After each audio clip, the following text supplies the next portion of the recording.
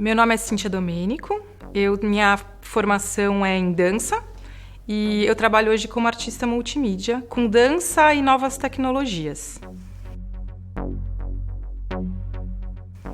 Eu conheci a videodança durante a minha formação universitária, numa matéria, e isso me encantou desde o começo, porque antes de eu estudar dança, eu tinha grande dúvida se eu ia estudar cinema ou dança.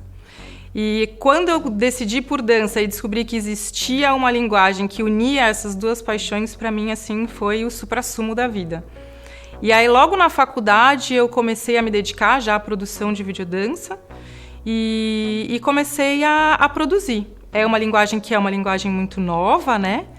E ela é muito aberta à exploração, a experimentos. E isso também é um outro grande encanto, né? A dança, ela é uma linguagem que ela tem o corpo propriamente como meio, né?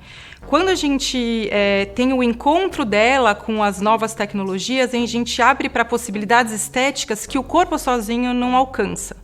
E quando a gente cria um vídeo, a gente tem o recurso de criar coisas que são irreais, né? A gente pode virar a imagem de ponta cabeça, por exemplo, a gente pode sobrepor imagens, a gente pode distorcer o corpo com um efeito de vídeo e a gente cria uma pessoa com duas cabeças. Olha, eu percebi que o vídeo iria somar, porque quando eu comecei a dançar já mais tarde. Eu não fui aquela bailarina que começou a fazer balé com 3 anos de idade e dava umas super piruetas. Então eu tinha limitações mesmo do que eu fazia. E quando eu via, às vezes, um recurso da gente ver o que a gente está criando num ensaio, é a gente filmar e depois assistir.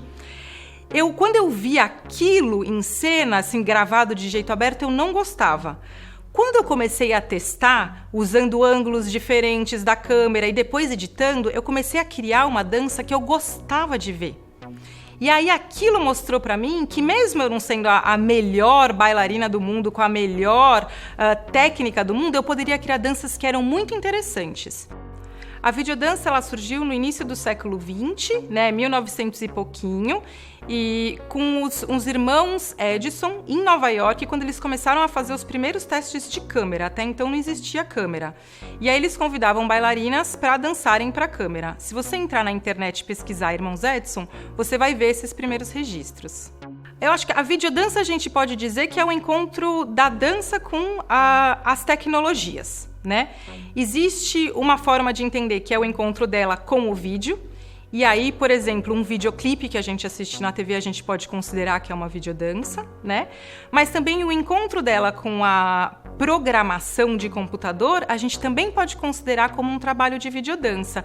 Então, quando você vai, por exemplo, numa exposição e você pode interagir para a câmera e você vê uma dança que acontece em tempo real, a gente pode considerar isso uma videodança também.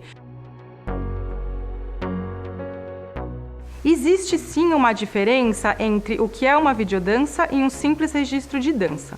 Quando eu vou fazer um simples registro de dança, eu coloco uma câmera, eu não faço um planejamento, eu coloco uma câmera e deixo ela gravando aquela dança que eu estou fazendo. E depois eu vou assistir do começo ao fim, sem corte, o que foi aquilo que eu dancei. Isso a gente pode chamar de um simples registro de dança. Uma videodança, a gente vai pensar pela linguagem do cinema ou pela linguagem do vídeo. Então, a gente vai pensar qual que é o roteiro, quais são os planos que eu vou filmar, quais são os ângulos que eu vou filmar e depois como eu vou editar isso. E aí, o resultado disso vai ser uma videodança. Ele é, então, um trabalho que ele é elaborado para acontecer no vídeo. Quando eu comecei a fazer videodança, eu percebi que eu ia ter que ter bastante conhecimento de vídeo. E aí eu comecei a fazer bastante curso de roteiro, curso de edição, curso de animação, né, de diversas técnicas de criar vídeo, né. Também fui fazer cursos de programação, cursos mais ligados à computação, que não é uma técnica que eu domino, eu trabalho com equipe, mas eu tenho um conhecimento básico até para poder dialogar com essa equipe.